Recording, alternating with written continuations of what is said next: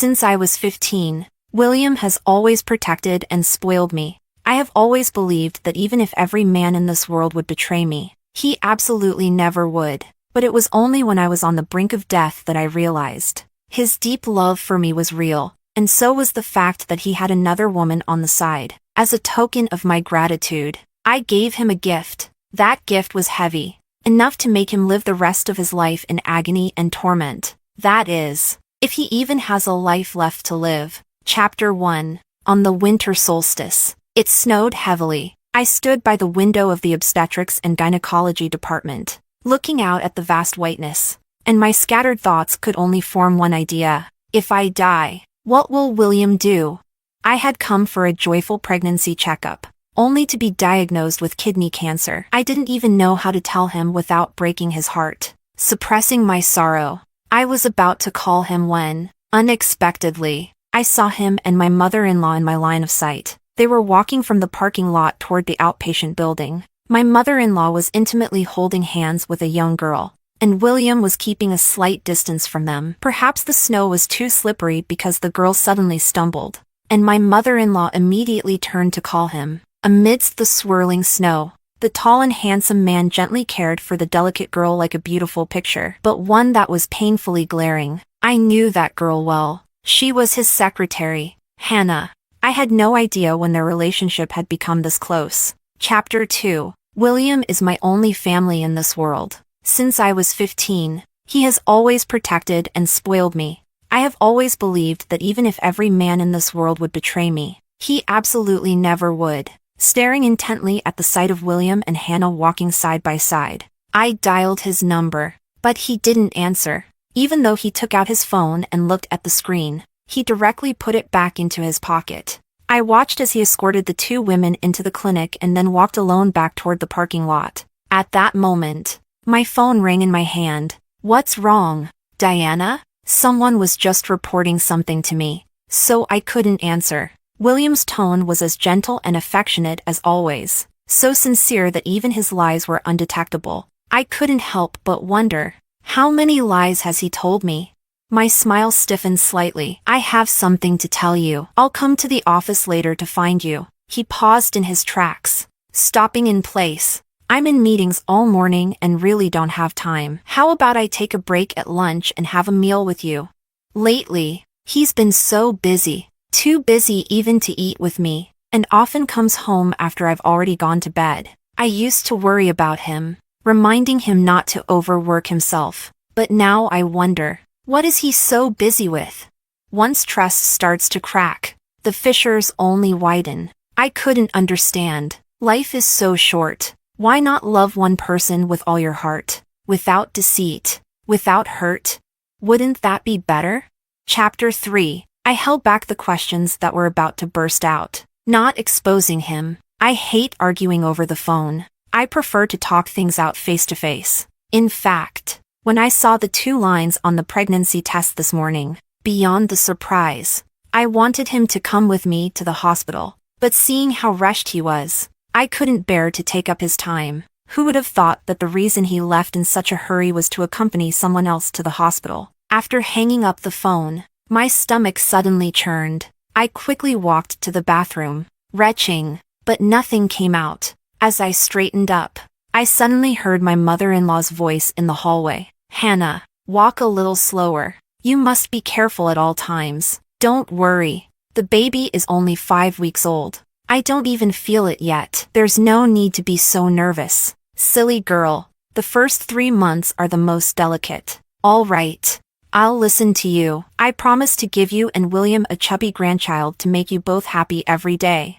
Haha. That's wonderful. I just love your playful nature. Girl, even though William doesn't say it, he really likes your personality too. Hannah, I'm looking forward to the day when the 3 of you bring me that happiness. Something seemed to explode in my mind. It was like a bolt of lightning on a clear day, striking me from head to toe. What a coincidence, my child is also 5 weeks old. He loves me, yet he got someone else pregnant at the same time. Suddenly, I felt utterly disgusted. Just a moment ago, I couldn't throw up anything, but now I was vomiting uncontrollably. Chapter 4. Stepping out of the clinic. The snowflakes felt cold against my face, icy, like my heart. William's car was already gone from the parking lot, but I couldn't wait until noon to see him. I went straight to his office. The receptionist respectfully escorted me to his office, but he hadn't returned yet. I sat at his desk,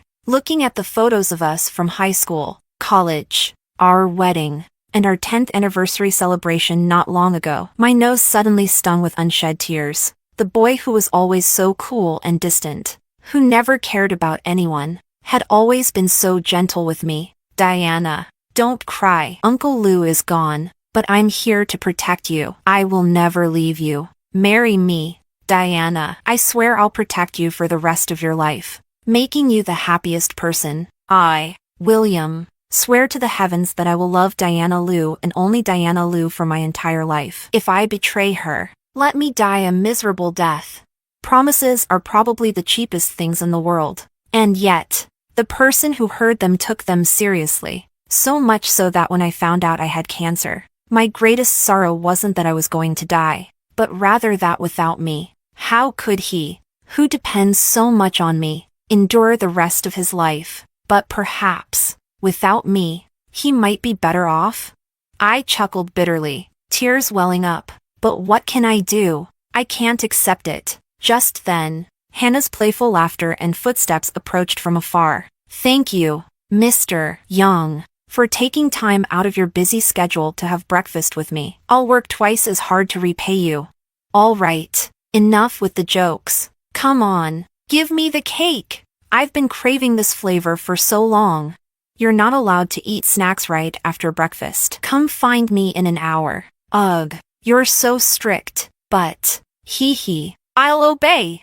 The door opened. William's smile froze instantly when he saw me. Chapter 5. I looked at the cake in William's hand, pretending to be surprised. Is it intuition? I was just craving cake. And you brought one. William's tense expression relaxed a bit. He quickly walked over and placed the cake in front of me. I specially bought your favorite orange mousse. Hannah's face changed color, but she immediately forced a smile. Oh, Diana, long time no see. You're still as elegant and charming as ever. No wonder Mr. Young always says I'm childish and immature. It must be that grace that comes with age. Is she trying to say that my age is the only reason I can win against her? She owes me a lot, and someday, she will repay it. I smiled faintly, not responding, but William frowned deeply. Hannah, get out! She, having overstepped her boundaries, probably didn't expect the father of her child to not only refuse to indulge her mind games with me but to scold her harshly instead. She bit her lip, looking pitiful. I'm sorry, Mr. Young. I won't disturb you and Diana anymore. Unfortunately, William didn't even look at her. She left reluctantly. His eyes never left my face, and his voice carried a cautious tone. Didn't I say I'd pick you up before lunch? Why did you come over? I looked at him. The tears I had held back for so long began to fall in large drops. He was visibly panicked, clumsily trying to wipe my tears away and gently hugging me. Diana, what's wrong? What's wrong with me? I'm dying, and before I die, I find out that the person I love most has already betrayed me. And shouldn't those who betray true love pay the price? I threw the cake into the trash, crying even harder, but smiled at him. You bought the cake for her, so why lie to me? If you've fallen for a young girl, just tell me, and I'll let you be together. William, you don't have to take our past promises to heart. I only wish for you to be with the one you love and live happily every day. His face changed dramatically. The man who was always so composed, for once, was visibly flustered. Chapter 6. Diana, you are the only one in my heart. I could never love anyone else. Please don't overthink this. William's serious and sincere expression almost made me believe him. William, I'll ask you just once. What exactly is your relationship with Hannah? Seeing him about to speak, I softly added, don't lie to me, or we will never see each other again, even in death. This statement indeed made him fall silent. Gradually, his eyes began to redden. I'm sorry, Diana. I was afraid of losing you, so I kept it from you. There's nothing between Hannah and me, But, she's pregnant with my child. My hands started to shake. My whole body began to tremble. This must be the most shameless thing I've ever heard. William held me tightly, his voice hurried and hoarse. 4 years. My mother has been pressuring me to divorce you because of the child issue. I didn't want to upset you, so I never told you. She likes Hannah and has been trying to pair us up. When I refused, she even threatened suicide to force me. I didn't betray you. The child is the result of artificial insemination. My mother promised that she would raise the child herself and never interfere with our relationship again. So I agreed. I'm sorry, Diana, but I just couldn't stand by and watch my mother die. So, that's how it is. It's like in the old days when a legitimate wife couldn't bear children. A concubine would be taken to carry on the family line. The only difference is that he believes that since there was no physical relationship, it doesn't count as a betrayal. I laughed. If having a child can save his mother's precious life, then it's worth it. But the once pure-hearted boy who loved me as if his life depended on it, he's gone forever. Chapter 7. William lost his father when he was young, and his mother, Eva, raised him alone. She raised William to be outstanding and always hoped he would marry a girl from a good family. But he fell deeply in love with me, an orphan, and loved me with all his heart. And I, after 2 miscarriages, couldn't conceive for many years. So, Eva secretly mocked and insulted me, even cursing me for bringing misfortune to the young family and condemning me to the 18th level of hell. But in front of others and William, she acted like the perfect, caring mother-in-law. If I said she was anything else, no one would believe me. Fortunately, William truly loved me and respected my wish not to live with his mother. With my careful avoidance of meeting Eva alone, we managed to live in relative peace for many years. But it turns out, this peace was just my imagination. I smiled, though my voice trembled. William, before we got married, she also tried to commit suicide to force you to break up with me. Have you forgotten? William's gaze flickered. His thoughts seemed to be pulled back to memories of the past. After a long silence, I heard him murmur weakly, I heard her once before, and now, she's even older. After a moment of being dazed, I felt an even stronger urge to laugh. The same old suicide drama, but this time, he made a different choice. It's as if, all these years, I've been the one standing in the way of their perfect mother-son relationship. So, they're both here to push me out? He was unnerved by my laughter and hugged me tightly again, looking at me with pleading eyes. Diana, don't leave me because of this. I'll do anything you want. Just don't leave me. Anything?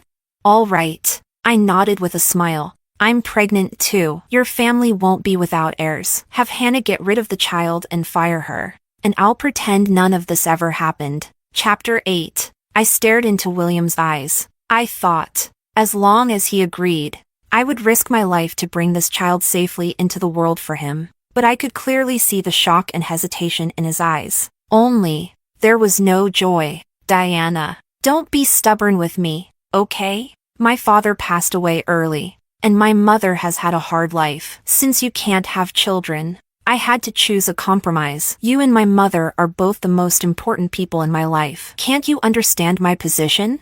I fought back the pain in my heart and spoke slowly, enunciating each word. I really am pregnant. Do you need me to show you the test results? But unfortunately, I was so nauseous that I cried and tore them up. William rubbed his temples and took a deep breath. After all these years of trying so many hospitals and taking so many medications, you still couldn't conceive. I just didn't want to see you suffer anymore. So I agreed with my mother. I turned my head to the side. Oh, so he wants to have a child with Hannah for my sake? He paused and frowned, holding my shoulders. And even if you are pregnant, after all the medication you've taken, the child might not be healthy. Don't be unreasonable with me, okay? I promise, once Hannah's child is born, I'll hand it over to my mother, and I'll never see her again. Isn't that enough? You've always been so understanding. Diana, why are you making things difficult now? With every word he spoke, my heart grew colder. We looked at each other. The air was heavy with tension. Just then, Hannah knocked on the door to remind him of a meeting. I smiled faintly. Keep the child and fire her. Is that too much to ask? Seeing me smile, he seemed to let out a long breath and hugged me tightly. All right. I promise you, as long as you're not angry with me. I won't be angry, because it doesn't matter anymore. After leaving William's company, I went straight to the hospital. When the doctor suggested that I give up the child and focus on cancer treatment, I was so reluctant to part with this little one that I had longed for. I had planned to trade my life for this little one's, to let him stay with his father in my place. I believed his father would give him all his love and make him the happiest treasure in the world. Even if I wasn't there to watch him grow up, it would be okay. But unfortunately, his father doesn't love him that much, and is even looking forward to another woman's child. So why should I bring him into a life that's destined to be difficult? I didn't choose the painless surgery. I wanted this heart-wrenching pain to remind me that I'm not the only one who should suffer. Chapter 9. The surgery was completed quickly. It's so difficult to make a life flourish. Yet ending one is so simple. I took a picture of my ashen face, along with the abortion paperwork, and posted it in a private social media circle, visible only to myself. No more moonlight for William. I wonder how William will feel when he sees this post someday. But whatever he feels no longer concerns me. I sat on a bench outside the operating room, letting my mind go blank for a long time. When I finally managed to stand, I immediately felt a rush of blood flow from below, like a spring gushing forth. I held on to the wall, and with every step I took, it felt like a knife cutting between my legs. Suddenly, I remembered the little mermaid from the fairy tale. When she lost her tail and walked painfully toward the prince, did she feel the same unbearable pain? But in the end, she still couldn't get the love and life she wanted, and tragically turned into sea foam. If the prince knew the truth, he would probably say, "It's not my fault. I'm innocent," just like my William, who held me with red eyes and said, "I love you so much. Why are you making things difficult for me?"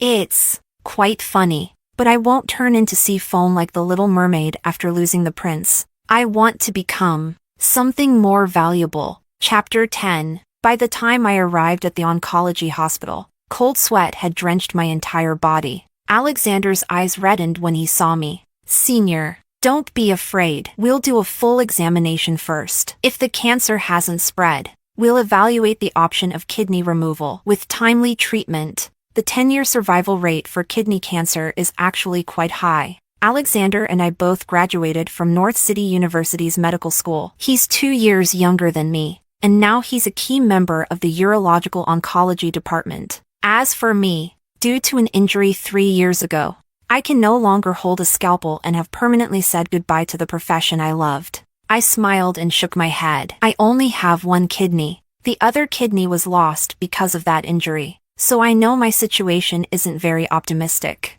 Seeing the shock and pity in Alexander's eyes, I waved my hand repeatedly. "Don't look at me like that. I didn't want to go to a familiar doctor because I can't stand that look. Actually, seeking your treatment is secondary. I mainly want to ask you for a favor." Alexander quickly composed himself and nodded seriously. "Tell me, Senior. I want to donate my body to our school for research." With a clink, the cup Alexander was holding to pour me water suddenly fell to the ground. "Senior," he suddenly choked up. In the end, it was me who had to comfort him for a long time. My life has been short, and I haven't achieved much. So let me do something meaningful after I'm gone. And besides, I don't want to be buried in a cemetery, giving William a place to mourn me. Just the thought of him being the father of Hannah's child, and even having more children after my death, disgusts me. I'll be dead, so don't come and disgust me any further.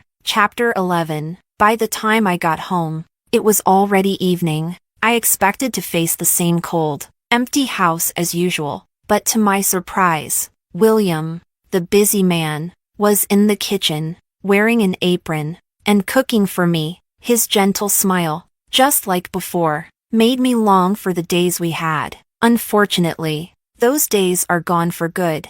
At bedtime, he held me tightly. "I'm taking a week off for the new year. First, we'll spend New Year's Eve at Universal Studios, and then we'll go to a hot spring resort. How does that sound?"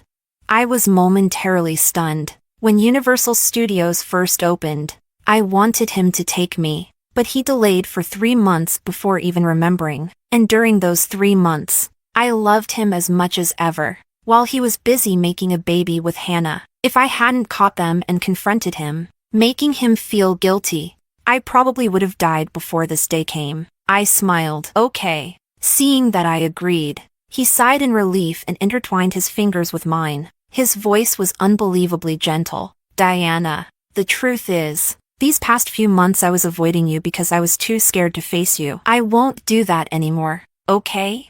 Okay. We'll be like before, with no barriers between us. Close and intimate, all right? Okay. Seeing me agree to everything with a smile, he started to panic a little. Diana, you really understand me, and you don't blame me anymore, right?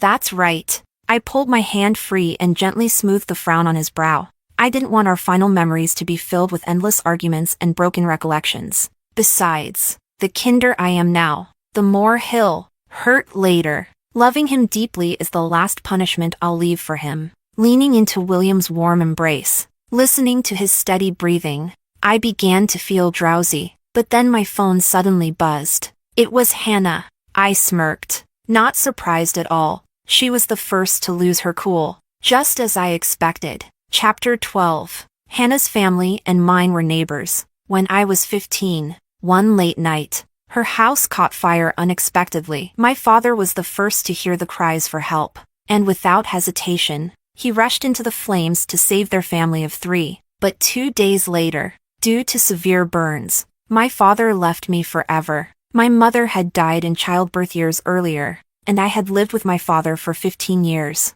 Then, because of a fire at Hannah's house, I was left completely orphaned. Hannah's parents swore to take care of me in return for my father's life-saving act. Hannah herself tearfully promised that I would always be her sister. But what happened after that? Later, under the pretense of being my sister, she cozied up to William's mother, saying she wanted to help improve my relationship with my mother-in-law. Then, not only did she get herself a job as William's secretary through his mother, but she also became the mother of his child. Hannah is 8 years younger than me, not as good-looking, loud-mouthed, and clumsy, definitely not the type William would be interested in. So I never worried about her being around William. But looking at it from another perspective, if it wasn't Hannah, it would have been some other woman. When love sours, the root cause is never the third party. I glanced at William, who was sleeping soundly beside me, and quietly got out of bed. In the bathroom, I opened the voice message Hannah had sent on WeChat. It was a recording of a conversation between her and William. Hannah, you know, every day, I feel so exhausted just thinking about going home. I just don't understand. My mom is such a good person, so why can't Diana get along with her? Just because my mom didn't agree to our marriage at first, Diana has held a grudge all these years. Even though my mom treats her like a daughter after we got married, she's always so cold to her.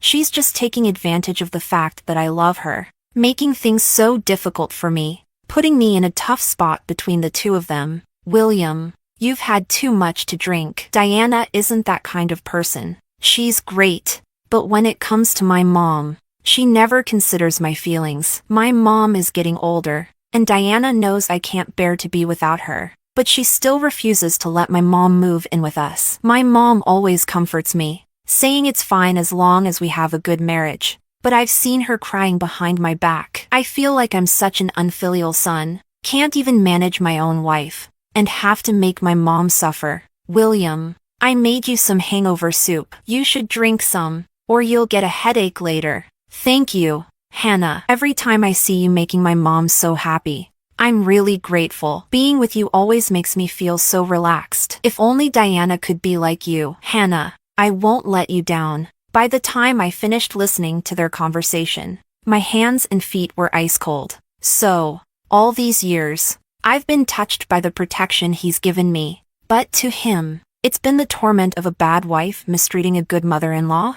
And his agreement to have a child with Hannah wasn't just because of his mother's suicide threat, was it? Harmony between mother-in-law and daughter-in-law, and a house full of descendants, that's probably what he really wanted. I closed my eyes. The pain of betrayal and deception, like a bloodthirsty demon, tore at my entire body. I bit my lip hard, the thought of revenge, trembling yet resolute. Chapter 13. The next morning, I made breakfast for him as usual. Before leaving, he kissed me for a long time, reluctant to part. After he left, I wiped my lips. I almost felt like throwing up. In the afternoon, I went to the mall, bought some baby clothes and toys, and headed to my mother-in-law's house. It was just a few hundred meters from my own home, another villa in the same neighborhood. Was it really worth William drowning his sorrows in alcohol just because he couldn't live with her? Was it worth her crying and feeling so aggrieved? When I entered the house, just as I expected, Hannah was there too. Their bright smiles faded when they saw me. Eva wore a look of disdain. Hannah clung to Eva's arm, looking weak and vulnerable, trembling as she spoke. Diana, it was you who got Mr. Young to fire me. So Auntie Wu took me in. She's been feeling lonely living alone. So I'm just keeping her company for a few days. Please don't be angry. I sat down across from them with a smile. You've worked hard, getting pregnant and having a child for William. I'm grateful. So why would I be angry? Firing you was just for show. After all, you're quite far along now. If people start gossiping, it wouldn't be good for you as an unmarried woman. I listened to the recording you sent me last night and spent the whole night reflecting on myself. Don't worry about a thing. I'll make sure William spends more time with you. When the baby is born, we can all live together. One big happy family. Hannah was stunned. The purpose of sending me the recording was certainly not to see me being so magnanimous. Eva, however, studied me for a moment and then called me into her room. Diana, don't bother pretending in front of me. I don't want to live with you. Hannah is already pregnant with my grandchild. So when exactly are you going to divorce William?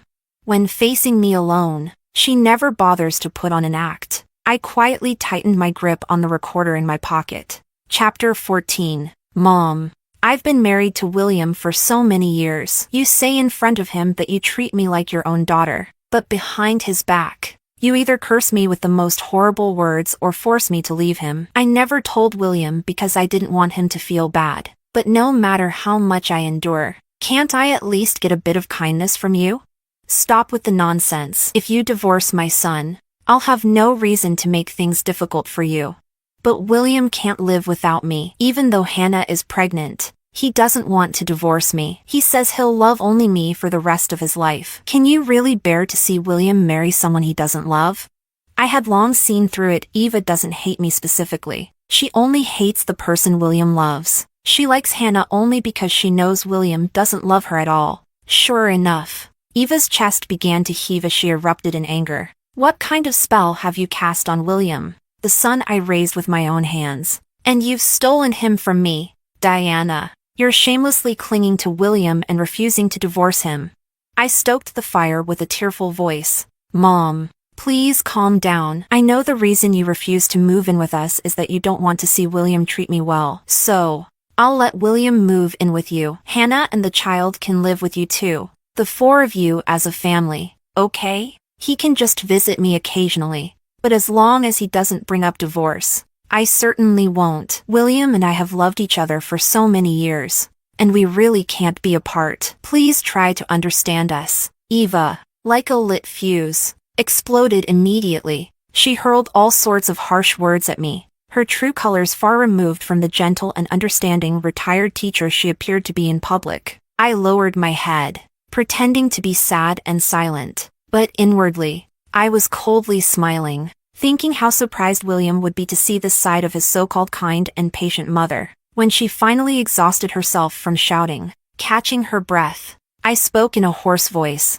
I'm sorry, Mom, for making you upset again. If it weren't for wanting to bring a gift for the child, I wouldn't have dared to bother you today. Please take care of your health. I'll be leaving now. I closed the door behind me, shutting out her curses, and quickly walked out. Passing through the living room, I gave Hannah a cold look. Do you remember who saved your life? Do you never have nightmares in the middle of the night? Hannah was momentarily stunned, then glanced at the gifts I had brought, thinking she had completely defeated me. She dropped her act of weakness, stepped closer to me, and spoke in a low voice. You can't have children yourself, and now you're jealous that I'm carrying William's child. So you're trying to guilt-trip me? How ridiculous. Back then, your father saved us because he wanted to. We didn't beg him to do it. We survived and he didn't. That's just bad luck for him, and it has nothing to do with us. Besides, we've honored him by burning paper for him every holiday without fail, which is more than enough. So stop. Smack! I slapped her hard, cutting off her words. She covered her face, glaring at me in anger. Diana, how dare you hit me? I slapped her again.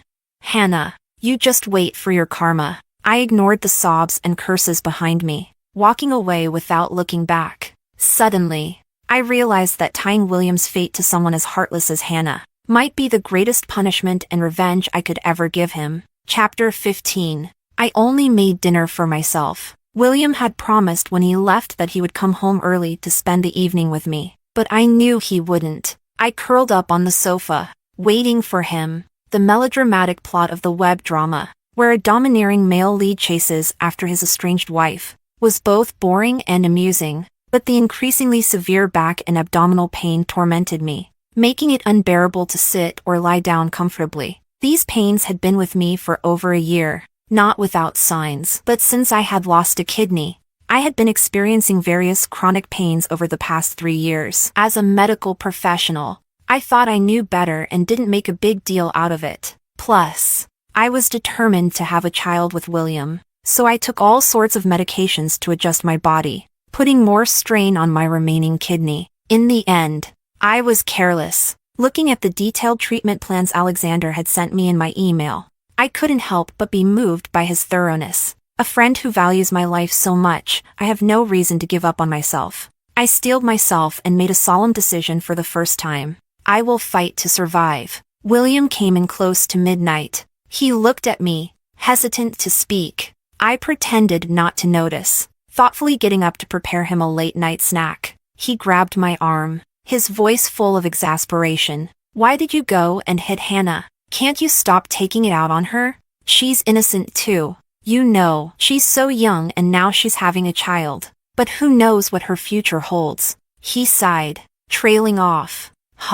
Look at that. He had said he wouldn't see her after the child was born, and now he's already starting to feel sorry for her. Seeing me lower my head without saying anything, he pulled me into a hug, his irritation barely concealed. Diana, I only love you. I will never divorce you over the child, so you can rest easy. But can you please stop provoking Hannah and my mom? You went to them this afternoon, and now one has a stomachache, and the other's heart is acting up. I'm just so exhausted. Diana, so, whatever they say, he believes them. The love he gives me is becoming cheaper by the day. I really want to know how much it will hurt him when he finds out what really happened this afternoon. I didn't answer him. Instead, I smiled bitterly. William, do you remember the 2 children we lost?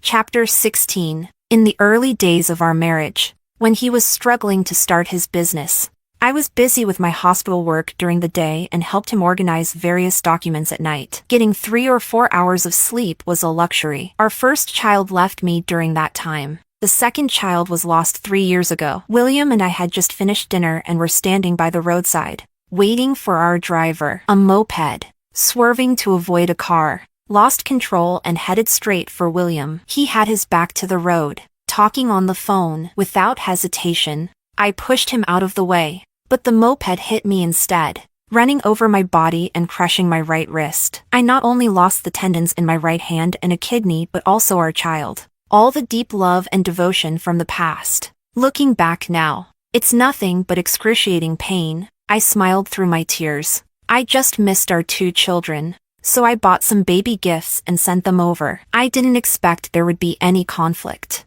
but it won't happen again. William was silent for a long time, finally showing a hint of guilt. He buried his head in the crook of my shoulder, his voice hoarse as he said, Diana, I'll make it up to you. But unfortunately, Diana, have always been able to love and let go. I've never needed compensation, but he doesn't understand that anymore. Chapter 17. The next day was Christmas Eve. William gave me a necklace, a Cartier Gradient natural pearl necklace worth over $1 million. He put it on me himself, saying that pearls suit my temperament, as pure as the moon. I did like it, that is, until I saw Hannah's post on her social media. The happiest thing is when the person you like also likes you. The photo showed a Chow Tai Fook bracelet worth tens of thousands, with the corner of William's cufflink visible in the picture. I suspected she had made it so only I could see the post, but I couldn't resist liking it. Then I took a screenshot and posted it along with my pearl necklace in my private social media circle. Again visible only to myself. Blessings of the wife and the concubine, the difference lies in the price. I should be happy, right? I imagined how William would feel if he saw this and couldn't help but laugh through my tears. Chapter 18. Over the next few days, Alexander and I finalized my treatment plan and hospital admission schedule. I carefully wrote my will and filled a drawer with notes for William. He claimed he needed to catch up on work before the upcoming holiday, so he started coming home late again, but it didn't matter whether it was true or not. It suited me just fine. In the blink of an eye, it was New Year's Eve. He booked the most expensive restaurant, bought a bouquet of bright red roses, and ordered a table full of my favorite dishes. Through the romantic candlelight, I looked at him, at his loving and tender gaze, and it felt like I was back in the years when he loved me the most. After dinner, we held hands and walked among the throngs of young couples in love at Universal Studios. On a whim, he bought a pair of cute bunny ear headbands and put one on me. He cupped my face, looking at me from every angle, then smiled and kissed my eyes, saying I was his heart's moon. Even though my back was in so much pain that I could barely stand, I forced myself to keep up with his pace, stiffly holding my body upright, because, in that moment, I was genuinely happy. I thought, if I could ride the wild roller coaster I've always been afraid of, watch the romantic fireworks I've longed to see, and end this dead love with screams and laughter, then I would have no regrets. But the smile on my face gradually faded when William answered that phone call. Hannah was sobbing uncontrollably. William, where are you? Please come back. Auntie Wu's chest hurts. She can't even speak anymore. I'm so scared. William, please hurry back. I can't take care of Auntie Wu by myself. If anything happens to her, I won't go on living either. William's face turned pale. Diana, quick. My mom might be having a heart attack. We need to go back. He grabbed my hand and started running. The sudden jerk sent a sharp pain through my already strained back, as if a knife had been driven into it. I fell hard to the ground. He looked back at me, seeing me lying there, unable to get up. He shouted at me, "Get up!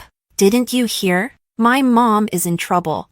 His sudden yell made my heart tighten, and he was convinced I was deliberately delaying. Diana, even if you have issues with my mom, you shouldn't be so cold-blooded, right? Besides, you almost made Hannah miscarry the other day, and I didn't even have the heart to tell you. Now both she and my mom are in trouble. What's happened to you?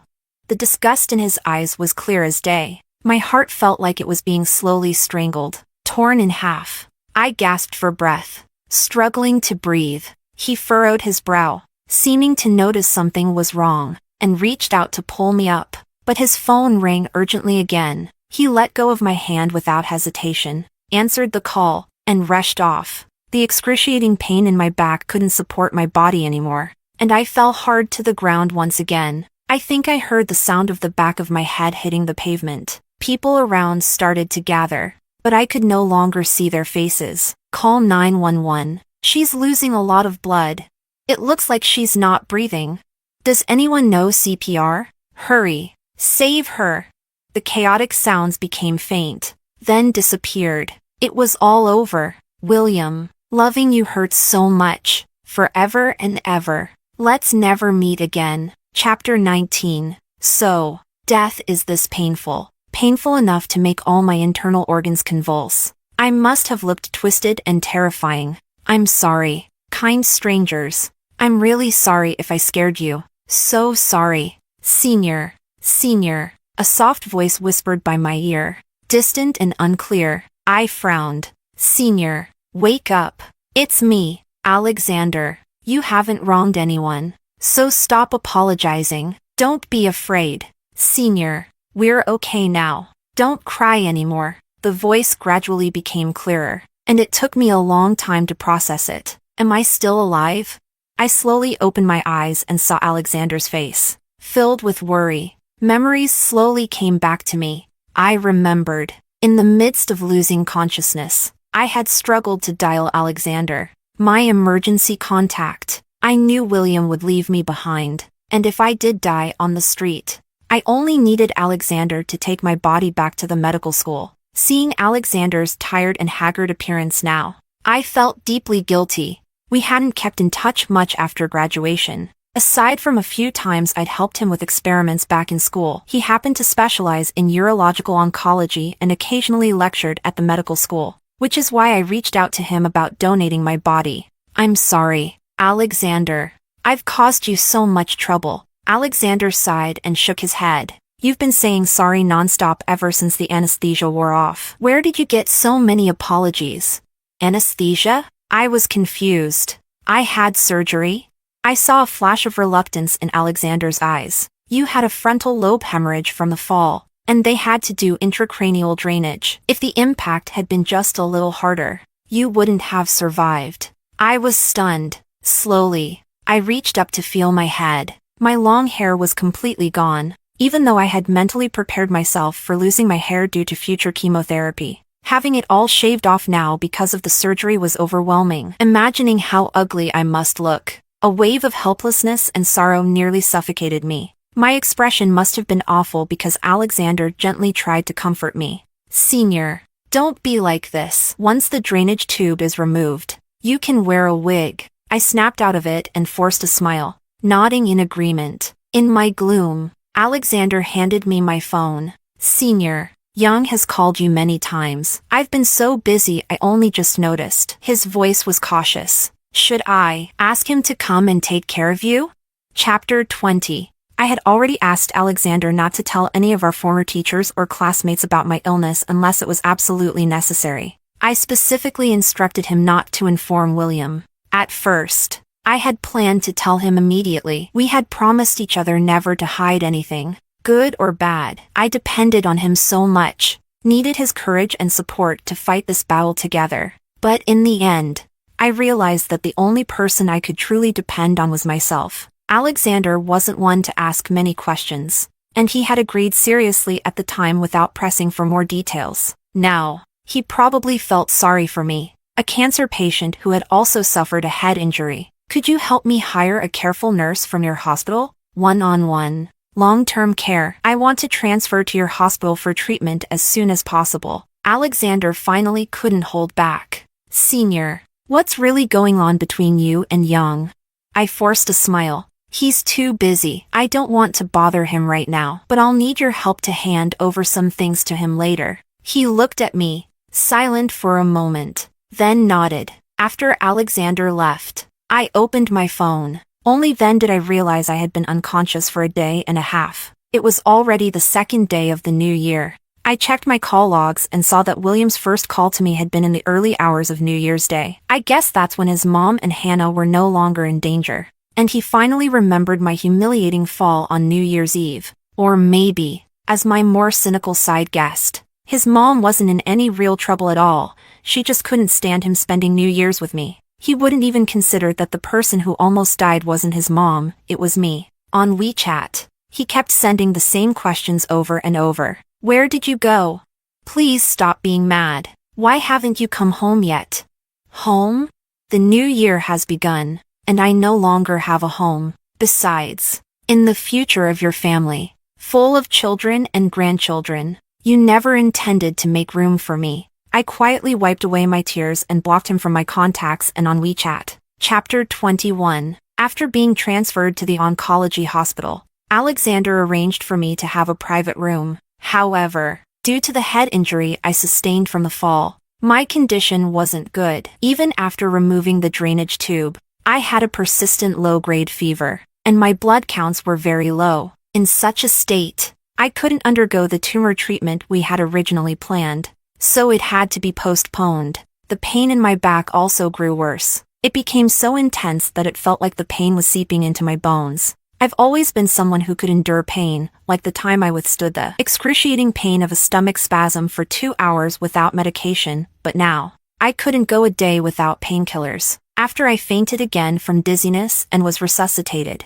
I looked at my reflection in the mirror, seeing how gaunt and unrecognizable I had become, and it occurred to me that I might not have much time left. Yet, I had tried so hard to encourage myself, to keep wanting to live, even if it's just one more year, just to see the seasons change once more. That would be enough. Diana, do you have any family in North City? If you ever need to talk, you can talk to me, okay? Don't keep everything bottled up inside. It's not good for your health. My nurse, Auntie Lou, was a very attentive woman. I liked her a lot. Sometimes, watching her busy herself taking care of me, I couldn't help but wonder, if my mother were still here, would she be this gentle and caring with me too?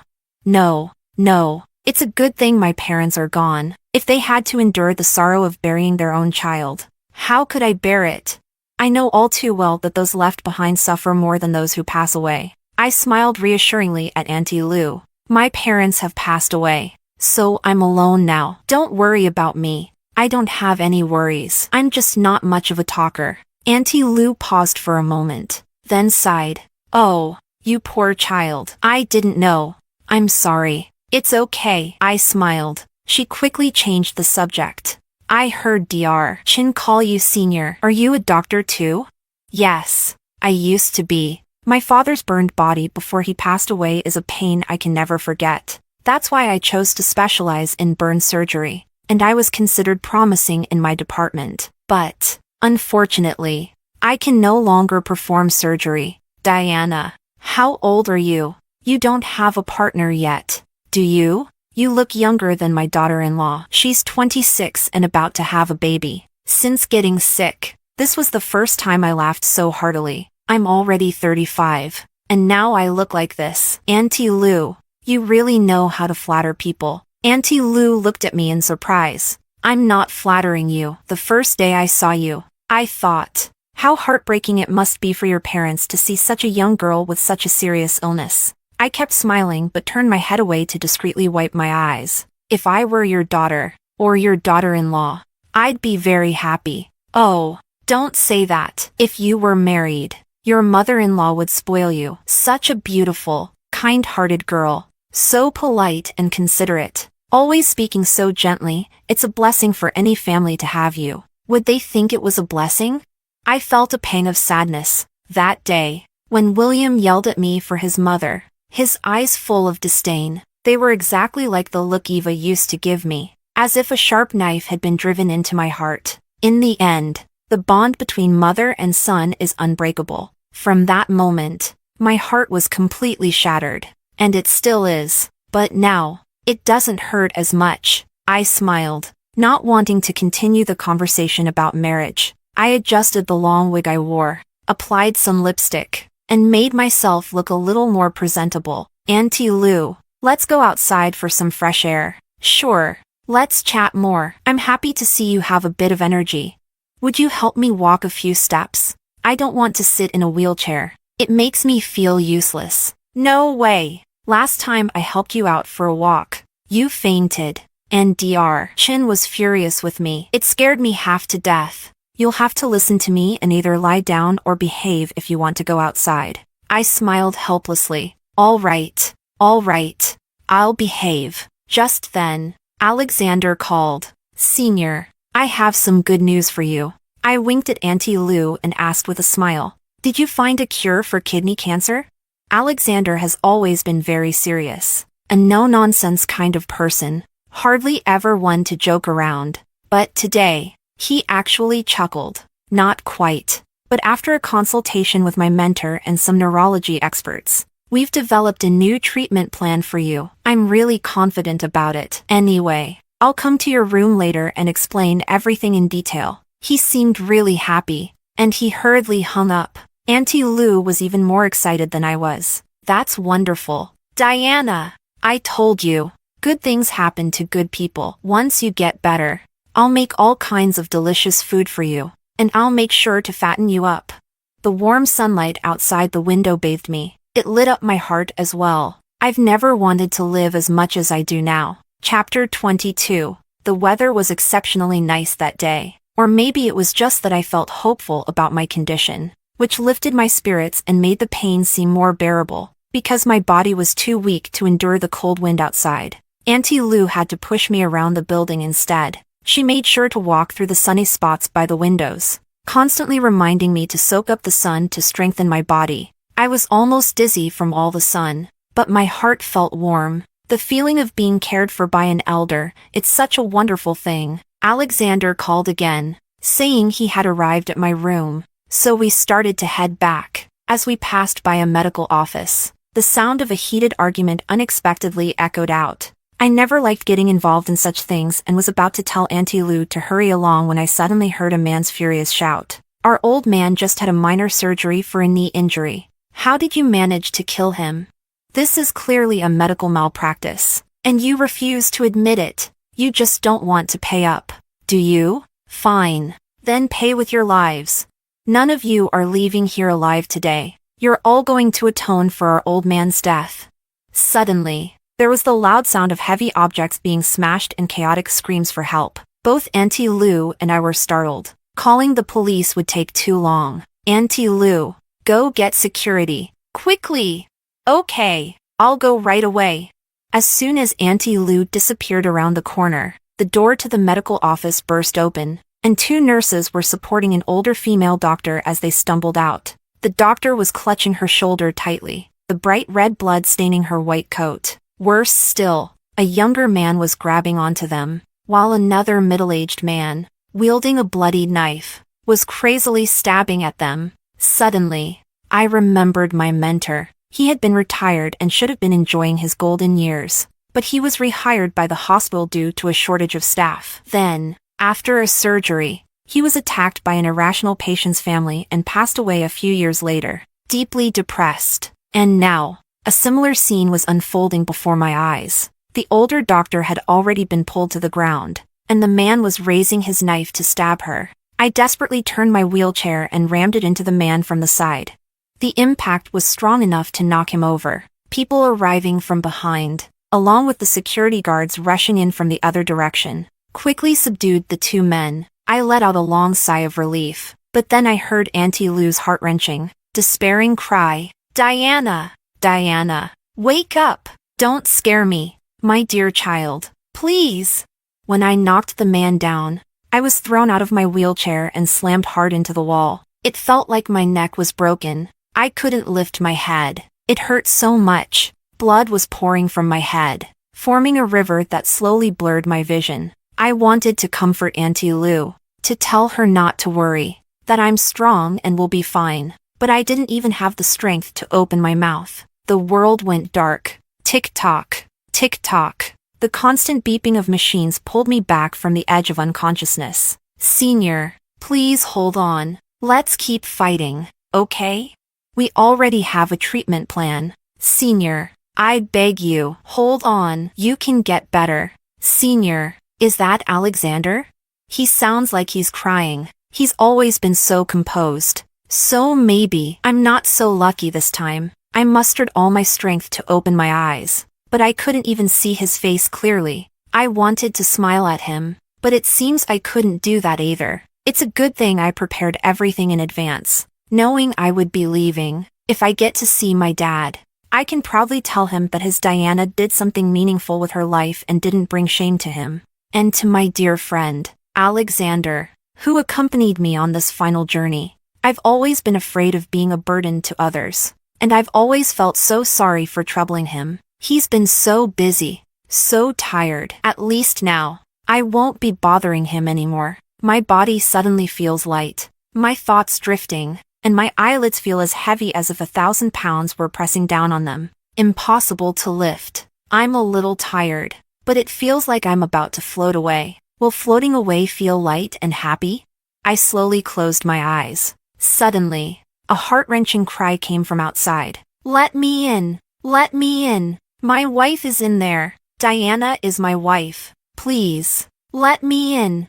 This is the ICU. You can't barge in. If you continue, we'll have to restrain you." Let go of me. All of you. Let go of me. Get out of my way. Let me in. Now. My eyelids twitched. Alexander's choked voice rang out hoarsely. Senior. Young is here. Do you want to see him? Him. Forget it. Just forget it. I used all my remaining strength to gently shake my head. A beautiful field of flowers suddenly appeared before my eyes. In the field, a boy rode a bicycle, carrying a girl in a flowing white dress. Diana, marry me. Let me protect you in place of Uncle Lou. To be with you for a lifetime. To never let anyone hurt you. What if you hurt me? I, William, swear to the heavens that I will love Diana for the rest of my life. If I ever betray her, may I die a miserable death. The beautiful flower field withered in an instant. The girl smiled and jumped off the bike, waving gently at the boy. Thank you for walking with me through such a long, lonely road. But now, just send me off here. We will never meet again. Chapter 23 William's Perspective. After that unpleasant New Year's Eve, Diana started giving me the silent treatment, disappearing without a trace. Looking back, I realized I was too anxious that night and treated her poorly. I regret it deeply, but she didn't even give me a chance to apologize. She wouldn't answer my calls, wouldn't respond to my messages, and the next day, she even blocked me. Even when I called from unknown numbers, she refused to answer, completely ignoring me. It was driving me crazy. As I thought about it, I realized I didn't have contact information for any of the friends she had stayed close with over the years. But we've been together for 20 years. We had a pact that no matter what disagreements we had, we would never go to bed angry, and we would always talk things out immediately to avoid any rifts in our relationship. Had she forgotten? When did she become so unreasonable? She doesn't realize how much work I pushed through, day and night, just to carve out this week of vacation to spend with her and make her happy. People at the office would joke about how, even after being together for so long, my relationship with Diana was like a couple still in the honeymoon phase, with me speaking to her gently every day and finding new ways to pamper her. Sometimes, after a few drinks, business partners would test the waters by trying to introduce pretty young girls to me, but I always firmly refused and never once made a mistake. Because in my heart, there's only Diana, and I've never forgotten my promise never to betray her. Besides, I know Diana's temper too well. If I were ever to be with another woman, even just for fun, Diana would never forgive me. Outsiders can see that I cherish her and hold her dear to my heart. So why is she becoming more and more dissatisfied? As she gets older, she seems to be getting less reasonable, and I have to admit, it's exhausting. Since she was avoiding me, there was no point in continuing my vacation. Besides, the company was in the middle of a major international project that had to be completed before the Lunar New Year. So I went back to work. I knew Diana loved me too much to ignore me forever. Especially with the new year approaching. She had no other family. So where could she go? After sulking for a few more days, she'd surely contact me. When she did, I planned to have a serious talk with her. No more disappearing acts. Our relationship can't handle this kind of strain. During the days she was gone, I kept going home after work, hoping to see the lights on like they used to be, warm and welcoming, but every day ended in disappointment. I had no choice but to stay at my mom's place. After a long day at work, at least I could have a hot meal. Thankfully, my mom was fine after that scare on New Year's Eve. When I rushed to the hospital, I questioned the doctors carefully. They said she was okay, probably just some discomfort due to her age and emotional stress. They advised me to pay more attention to her mood and spend more time with her. Even if I was busy with work, I felt guilty. I was only 3 years old when my dad passed away. My mom was still so young. She could have remarried, but she chose the hardest path, raising me on her own. She worked tirelessly to bring me up, and just when it was time for me to repay her, I gave all my heart to Diana. Even when my mom tried to use suicide to force me into breaking up with Diana, I stubbornly refused, insisting that I would only marry Diana. I deeply hurt my mom, so, later, I did everything I could to make up for it, to show her the gratitude she deserved, and to seek her forgiveness for breaking her heart when I was young. But I realize now that my efforts were never enough. Diana couldn't get along with my mom and didn't want to live with her, and I couldn't bear to see Diana unhappy, so I tried to balance both. But Diana couldn't have children, and every day my mom would cry in front of my dad's picture, saying that the young family would end with me and that she had failed my dad. It wasn't until my mom left a suicide note and took sleeping pills that I finally realized how deeply her pain ran. The memory of her past suicide attempt came rushing back, filling me with fear. If I stood by again and let my mom hurt herself while I did nothing, would I still be human?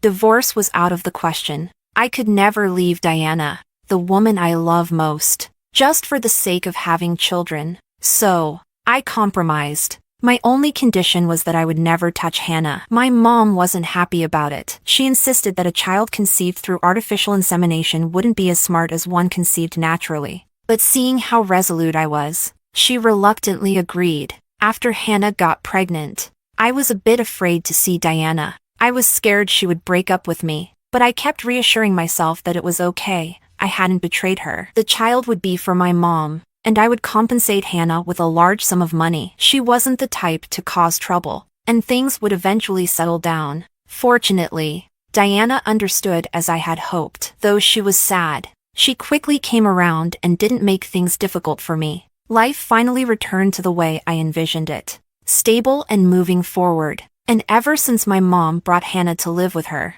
they've been getting along so well. Always laughing and talking. Seeing my mom so happy filled me with mixed emotions. Many times, watching them together, I couldn't help but think how perfect life would be if Diana could also get along with my mom. As for Hannah, she's nothing like the kind of woman I'm attracted to. There's no chance of any romantic feelings between us. At most, after the child is born, there will be a familial bond between us. And that's it. When she gets married, I'll prepare the most generous dowry for her, just like I would for a sister. After all, I did talk to her about this. I told her that if my mom ever pressured her to do something she didn't want to do, she could refuse, and I would intervene. I wouldn't force her to have a child for me. But she said she saw Diana as her big sister and was willing to have a child for us, so Diana wouldn't be lonely when she got older. I know how much Diana loves children. When we lost our 2 children,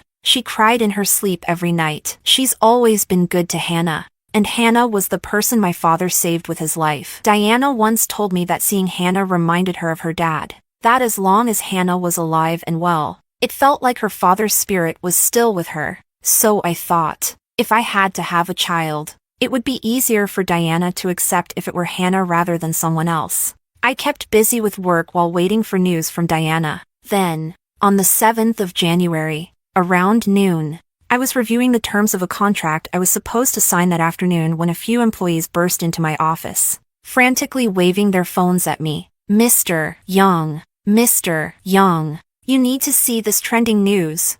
The injured person who saved someone, it looks so much like your wife. Injured? The word injured made my mind go blank for a moment. I quickly grabbed their phones. At around 10 a.m. today, a violent assault on a doctor occurred at the North City University-affiliated oncology hospital. The family of the deceased patient, overwhelmed with grief, attacked the attending physician with a knife. 3 brave patients stepped in to help, with 1 seriously injured and 2 others suffering minor injuries. All are currently receiving treatment alongside the injured doctor. The video was uploaded online by bystanders at the scene. My hands were trembling as I desperately tried to zoom in on the screen. The girl lying in the corner, covered in blood, she really looked like my Diana. And I clearly heard the auntie holding that girl, crying out in agony, "Diana, Diana." At that moment, everything went black before my eyes, and the world seemed to crumble. I grabbed my car keys and sped to the oncology hospital like a madman. The injured person was really Diana. How could she have become a patient at the oncology hospital? How could she be so badly injured that she was in the ICU for so long, unable to come out? No matter how much I pleaded with the medical staff to let me in, they refused, saying I could only see her after the emergency treatment was over. Even though my heart was breaking and I was on the verge of collapse, I had no choice but to wait outside the ICU, desperately hoping. Suddenly, I saw a familiar figure. It looked like one of Diana's junior colleagues from the medical school. I quickly grabbed him, begging him to let me in. To let me see Diana. She has relied on me for 20 years. She must be in so much pain. So afraid. She must be wanting to see me more than anyone else. But he just shook his head. He said Diana didn't want to see me. How is that possible? My Diana. How could she not want to see me? He must be lying to me.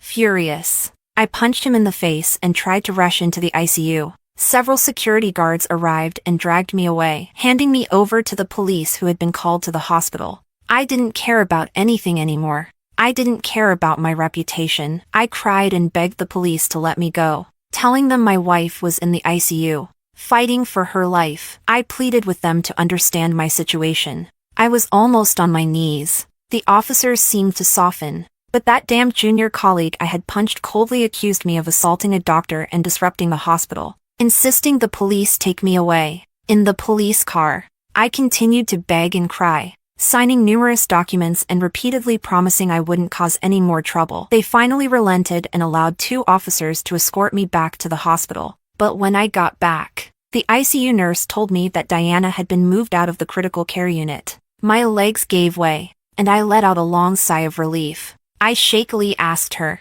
"Is my wife out of danger?" She glanced at me and coldly replied, "Wait for further notice." But no one would tell me anything else, and I had no idea where to wait for this notice. I didn't even remember the name of that junior colleague, so I went to every information desk, every department, trying to find out more. And that's when I was stunned to learn that Diana had kidney cancer. I found the room where Diana had been staying, but it was empty. It was as if the events I had witnessed outside the ICU, the resuscitation efforts, were all just a dream. Completely unreal. That damned junior colleague was nowhere to be found either. I spent the next 3 days and nights in the hospital corridor, waiting like an anxious ant on a hot stove, until one night, that junior colleague finally appeared in front of me again. He handed me a sealed bag, saying that Diana had asked him to give it to me. The bag was almost empty, containing only Diana's phone, a voice recorder, and a divorce agreement. He turned to leave, but I grabbed his arm, demanding to know where Diana was. I told him I was Diana's husband and had the right to know where my wife was. He turned back to look at me, silently staring, and then, suddenly, he swung his fist and punched me hard. I hadn't eaten or slept properly for days, and I didn't have the strength to fight back. I was quickly knocked to the ground, dizzy and unable to get up. When I opened my eyes again, he was gone, leaving behind only the words, "I'll take care of Diana. Don't come back to disturb her." What the hell? Who the hell are you? What gives you the right? Diana is my wife. We're just going through a rough patch. As long as I don't agree to the divorce, she'll always be my wife. But as long as Diana is out of danger, that's all that matters. I'll spend whatever it takes to find the best kidney cancer specialists in the country and abroad. I'll make sure Diana knows who can take care of her. Knowing that Diana was still alive, I immediately felt a surge of determination. I couldn't wait to open that voice recorder, thinking it would contain messages from Diana for me. But after I listened to it, my world came crashing down. That vicious, foul-mouthed woman, was that my mother? That ungrateful, shameless person, was that Hannah? In a daze, I returned to the house that I hadn't entered in a long time, the home that Diana and I shared. The faint fragrance lingering in the air made it feel as if she would appear from the kitchen any moment. Smiling at me, I walked into her study and found the drawer full of neatly written notes from her. Drink a glass of water first thing after waking up. Always have breakfast, no matter how busy you are. Don't stay up late. Never drink alcohol after taking antibiotics. Don't drive aggressively. Don't be harsh with your employees. Work on your temper. Annual health checkups. Don't miss these specific tests. Every line was filled with her gentle reminders. I broke down in tears, sobbing uncontrollably. Underneath the pearl necklace I had given her, there was a small note. May William and Hannah have many children and live a long, happy life. In a rage, I tore that note to shreds. Who the hell wants to spend their life with Hannah? Diana, why are you being so stubborn? It's just that I had her have a child for my mom. I never even touched her. You're the only one I've ever loved. From beginning to end, Only you. I tore at my collar, gasping for breath, and turned on her phone. December 22nd. No more moonlight for William. I stared at her pale face and the abortion notice she had posted, feeling like I had been struck by lightning. Diana was really pregnant? But what did I say to her that day?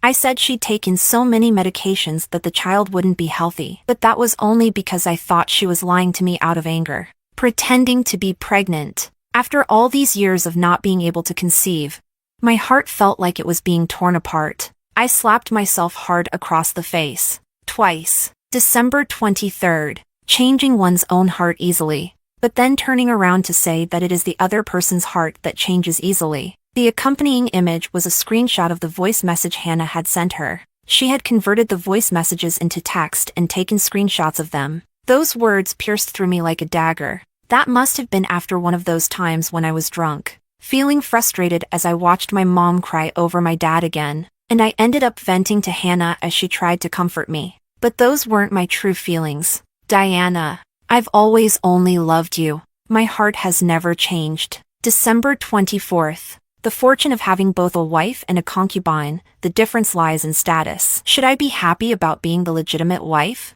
A chill ran down my spine. That bracelet was something my mom picked out and forced me to pay for as a gift for Hannah. It wasn't something I wanted to give her at all. I never wanted. Diana, you've misunderstood me so deeply. December 25th. The city lights are bright, but none of them are waiting for me. That's not true. Diana, once you get better, I promise to come home early every day to be with you, okay? Please, stop being mad at me. Diana. December 26th. I don't want to look ugly. I'm going to buy 7 wigs and change to a beautiful hairstyle every day. The attached image was her order for wigs, but the delivery address was Alexander's office. So, does she not want me anymore? A sharp pain twisted in my heart. December 27th. I slowly listened to the sound of snow falling, imagining with closed eyes that it will never stop. You can't get close, not because you're too cold-hearted, but because you're captivated by the beautiful scenery outside the window. I slowly savor the sound of snow falling, as if you're whispering sweet nothings in my ear. But when I open my eyes, the snow is merciless. Who will repay this lifetime of beautiful moments? Diana's gentle voice seemed to softly sing in my ear. My tears didn't stop for a moment. December 28th. I want to become a fuller, brighter, eternal moon. The image attached was a signed and censored document with her name on it. I looked closely and vaguely saw the seal of their medical school. Did she sign some kind of treatment agreement with the medical school? Was it for her illness? I couldn't understand it. Frowning deeply, I needed to ask Alexander what kind of agreement they had signed with Diana. December 29th. Let's part amicably and find our own happiness. The image attached was of our marriage certificate, her removed engagement ring, and the divorce agreement she had signed. My hands trembled. During those days, she had said she forgave me, that she wanted us to go back to being as close as we used to be, but she still planned to leave me. In the end, it was all about the child, and it had to come to this. Diana, can I regret it now? I'll go ask Hannah to abort the child right away. Please, can you forgive me? December 30th. Dad, I miss you so much. If I can't come here anymore, remember this person named Alexander. He's my good friend, and he'll come to visit you for me. The image showed her back as she stood before her father's grave. My heart ached, and I was furious. Who is Alexander to do that? What gives him the right? Diana, you can't retaliate against me like this. You can't. For some reason, there were no more entries after that. I clutched her phone tightly to my chest. The pain of not being able to see her, as if pierced by 1,000 arrows, made it hard to even breathe. I forced myself to focus, staying in the office, devoting all my energy to researching kidney cancer treatments and finding experts at home and abroad. I have to be the one to take better care of Diana than that Alexander. I haven't gone to my mom's house at all, no matter how many times she called. I can't accept the way she insulted Diana. But the urgent matter is to treat Diana's illness. Everything else can wait until Diana's situation is taken care of. Then I'll deal with Hannah's child. A week later. armed with treatment plans from some of the world's top experts. I eagerly sought out Alexander. Where exactly is Diana? Look at these plans. Might any of them be more effective? I don't want to argue with you. I just want to cure Diana as soon as possible. Alexander glanced indifferently at the thick stack of documents, seemingly uninterested. After the emergency surgery for her head injury, her body was severely compromised, and her remaining kidney couldn't handle the strain of high-intensity treatment. These cancer treatment plans are just theoretical. They won't work in reality. He stared at me, then added, "It wasn't the injury from when she was hurt saving someone, but from the night you left her on the street." I froze. That night, didn't she just have a fall? How could it be so serious? He looked at me with disdain. "Do you really want to see her?" I loosened my collar, my voice rough. "Take me to her. We're husband and wife. Our issues should be resolved between us." He stared at me for a long moment. "Follow me." I didn't expect him to take me to a hospital room. Instead, he brought me back to their medical school. After several turns, we stopped in front of a cold, eerie laboratory. My voice trembled. "What do you mean?" He didn't answer, just opened the door. Inside were shelves filled with preserved human organs in formaldehyde. My heart tightened painfully. My throat constricted as if someone were choking me, and I could hardly breathe. Alexander stood in front of one of the display racks, pointing to several glass containers. "Aren't you here to see her? She's right here." It felt like the world collapsed with a deafening crash. Trembling all over, I slowly shuffled to the containers. My Diana. I was supposed to help her get better. But she.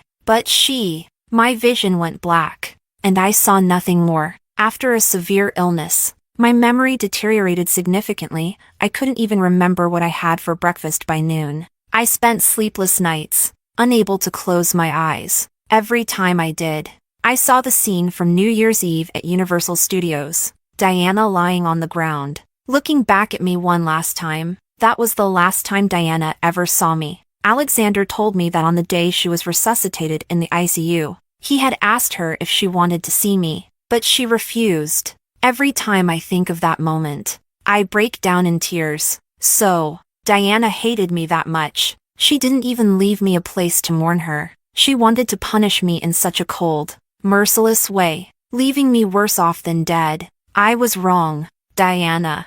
I really know I was wrong. I shouldn't have taken advantage of your kindness and love, constantly forcing you to be understanding, to be patient, and forgetting that you were all alone in this world, with no one to love you or care for you, relying on only me. But now that I've truly repented, can you come back to me, just to see me one more time?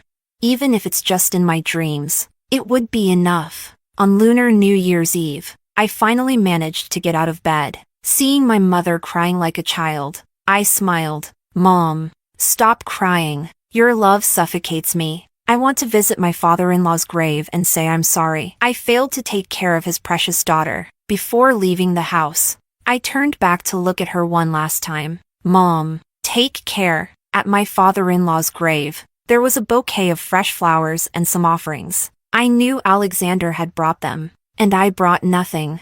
I knew I didn't deserve to. I was afraid that bringing anything would only anger him. I just wanted to say sorry. That's all. The cold north wind blew, and a lone crow cawed mournfully above. I knelt before the grave for an entire afternoon. As night fell, I slowly stood up, gently brushed the tombstone, and bowed deeply. On the way down the mountain, I opened the car window and sped up until I was driving recklessly fast. In the distance, it seemed like a thin mist was rising on the horizon, and in that faint fog, I thought I saw Diana, 15 years old, red-eyed and waving at me. "William, are you going to leave me like Dad did?"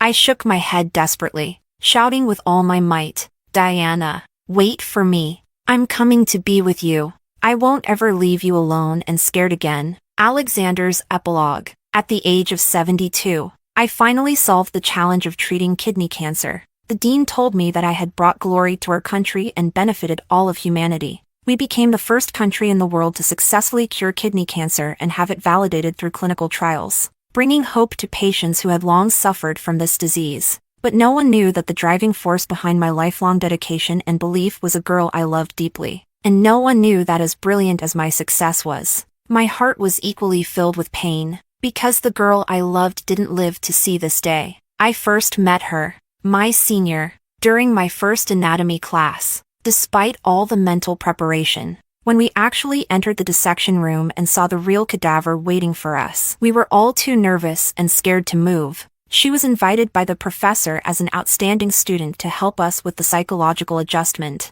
She was very beautiful, but what was even more captivating was her gentleness. Her voice was soft and light, and no matter how serious the matter was, when she spoke, it felt like a gentle spring breeze, immediately calming everyone down. Her patience and composure were equally mesmerizing. No matter how complex the situation, she always handled it calmly and perfectly. I had never seen her lose her temper. Her emotions were always so peaceful and gentle. Just being around her brought a sense of security. And what stunned me even more was that she was a top student. To fully understand some foreign medical materials, she even went to the English department and earned a double degree. Every year, she won scholarships and awards in both departments, making me wonder if she was a fairy descended from the heavens. I wanted to pursue her, just like countless other guys who saw her as their goddess. But just as this thought emerged, I heard that she had a boyfriend from high school, a genius from our university's math department named William. Back then, I was too young and consumed by my fervent love, refusing to accept this reality. I believed that no one could love her more than I did. I believed I could compete with this William. So, I secretly investigated him, even following him to classes and meals. A year later, I finally admitted defeat. Setting aside William's brilliance, he truly adored her. She was always so elegant and serene, but only in front of him did she show her playful and spoiled side. And in her eyes, there was an unmistakable sparkle whenever she looked at him. All right, I admitted to myself that my hopes were in vain. My crush had already become so humble that I didn't want it to turn into something despicable. So, I buried all my feelings and sincerely wished them well, then threw myself into the lab, becoming the studious nerd in my classmates' eyes. After graduation, I pursued my PhD and stayed at the university, working tirelessly like a spinning top. Though we lived in the same city, I never saw her again except at a reunion during the university's anniversary celebration. She became even more charming after marriage. I didn't even dare to look at her for too long, fearing that she would see through the emotions I had desperately kept in check, and I would lose the chance to even be her friend.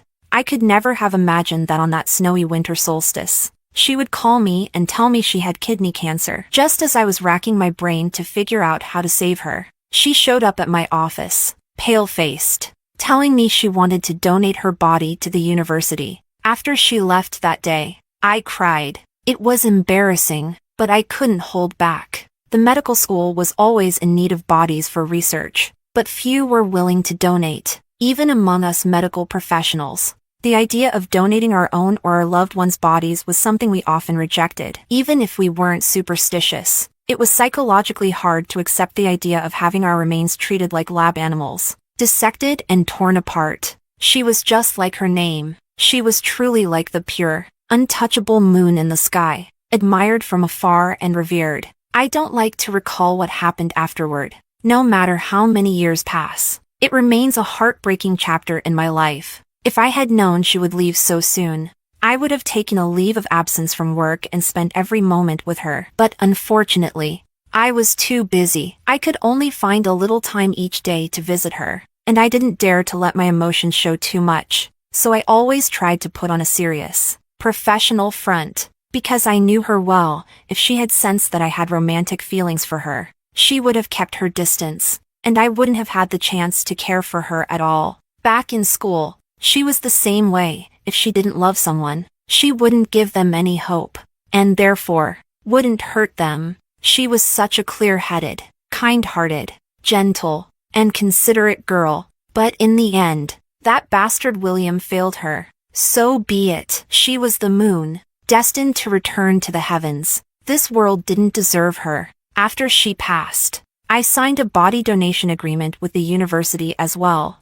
Her corneas were donated to a blind girl. I often visited that girl, and every time I looked into her eyes, it felt like I was seeing my senior smiling at me. The university leadership even made an exception and had her skeleton preserved as a complete structure, displayed in the lab building's exhibit hall. Every day, students passing by would bow respectfully to her, and I, in countless nights when I couldn't solve a problem or when I felt overwhelmed, would choose to sit there, by her side, finding peace and comfort in her presence, as if she were still there, never having left. Going back to that day when I brought William to the specimen room, when he fainted from shock, I took the opportunity to kick him several times, but even if he died, it wouldn't quench the hatred I felt for him. It was that bastard who made her last days so painful, and even in death, there were tears in her eyes. Every time I think of those tears in her eyes as she passed away, my heart feels like it's being torn apart. The pain is unbearable. Fortunately, fate intervened, and that bastard William died in a car accident on Lunar New Year's Eve. Killed instantly. He had also signed a body donation agreement with me. Did he think he would get to stay in the same specimen room as her? Not a chance. But before I could allocate his body to another medical school desperately in need of a cadaver, William's mother showed up, causing a huge commotion, tearing up the agreement, and taking his shattered remains away. There was nothing I could do. That's how it works even if someone signs a donation agreement while alive. If their family raises a fuss after their death, the donation can't go through. This was also why she had instructed me not to tell William immediately after she passed. She had completely given up on him. Later, I heard that William's mother went mad, carrying his ashes around the streets looking for him every day. She was eventually sent to a mental institution by the community. As for Hannah, I heard that William had arranged for her child to be aborted before he died. Not only did her family's business go bankrupt, but they were also left with huge debts and legal troubles. On top of that, the recording of her cursing Diana was released online by William, staying on the trending list for a long time. That family became social outcasts, hounded and cursed wherever they went, living worse than dogs. It wasn't until the year after William's death that I found out he had transferred all his shares before he died, giving the company to someone else and donating all his money to our medical school. That was fine. We could always use the funds. I never married or had children, dedicating all my energy to my work. My parents pressured and scolded me, but what could I do? The moon resided in my heart, leaving no room for anything else. No one could force me. I chose my own life, and it had nothing to do with anyone else, not even my parents. I'm getting older, and my students often worry about my health, not allowing me to perform surgeries anymore. I don't know how many more patients I'll be able to save, but every time I save one more, I feel happy for a long time. Just like tonight, after successfully performing another surgery and bringing hope to a patient's family. As I walked down the path where I once admitted her to the hospital, I looked up, and there in the sky was a gentle, glowing moon. For some reason, I always feel that the moon has become more beautiful since she left. Gazing at the moon, I seemed to hear her voice praising me with a smile. "Alexander, you're amazing." I smiled. "Senior, thank you. It was you who gave my life purpose and meaning. I didn't live this life in vain."